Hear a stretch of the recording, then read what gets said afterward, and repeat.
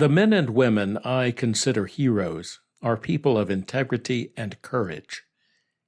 My heroes choose to do what is right, even if it means standing against the status quo and the masses of people who make it the status quo because that's the way it's always been done.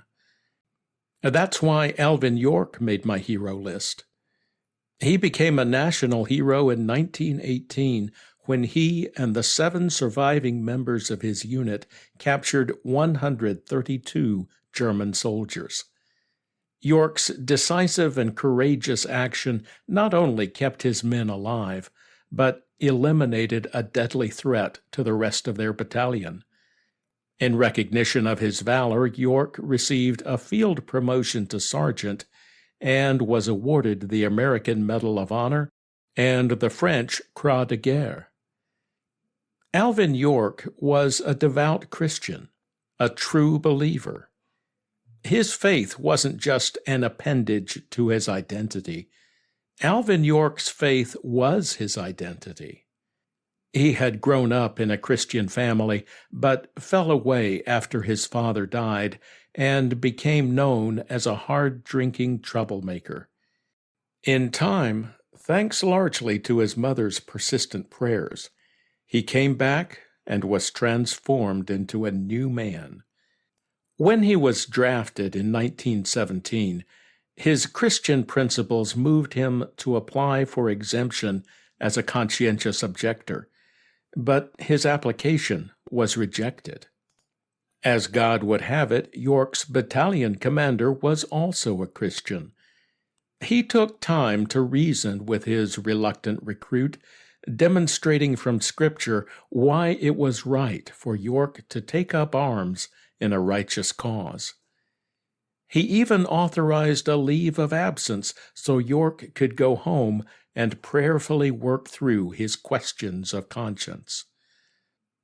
York's quest for divine guidance led him to a secluded place where he spent days in prayer. In later years, he shared the answer he received. As I prayed there alone, a great peace kinda come into my soul, and a great calm come over me, and I received my assurance. He heard my prayer, and he come to me on the mountainside.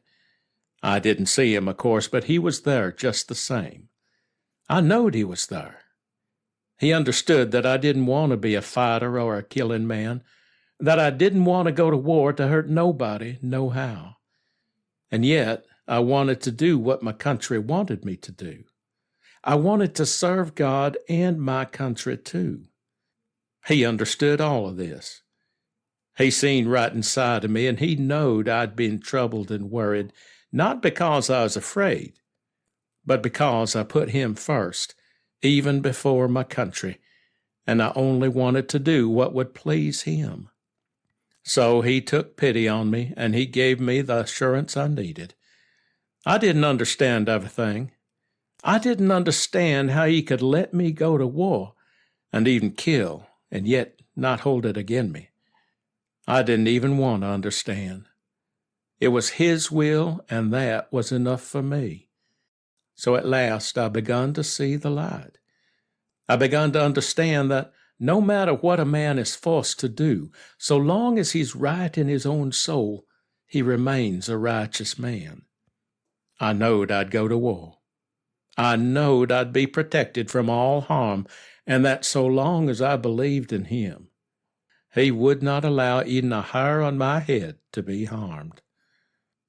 In a sense, Alvin York became a man of a different spirit, very much like Caleb, one of the Hebrew spies who insisted that the Israelites should go up and take the land of Canaan, even though the odds were against them. His companion Joshua also was of a different spirit. We don't know how this transformation came on Caleb, but we do know that Joshua stayed in the tent of meeting where God met with Moses. That's where he encountered the living God. What does it mean to have a different spirit? It means to have a different identity. An identity not defined by circumstances, but by an intimate link with the Creator of the universe. That link begins with a conscious decision to believe that the Creator exists and interacts with His creation. With that decision, we launch on a journey toward our Creator. It may start with Him being the God of our parents, or the God of the Bible, or the God of our culture. But if we go far enough on the journey, He will become our very own God, and we will become His very own special possession. The Creator becomes our God as we learn His ways and allow Him to transform our hearts and minds so that we start thinking the way He thinks. That means we have to study His Word and hang around people who are further along on the journey and learn from them. It also means that we have to renew our decision to believe in Him frequently, especially as trouble comes.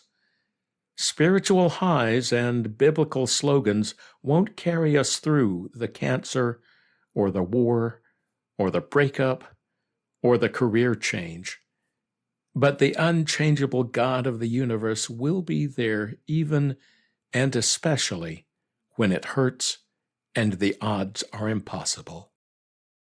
This is the God who split the sea, brought down empires, raised the dead, and kept food on the table. Do we believe that? If so, then we're ready to take on the giants who keep us from our destiny.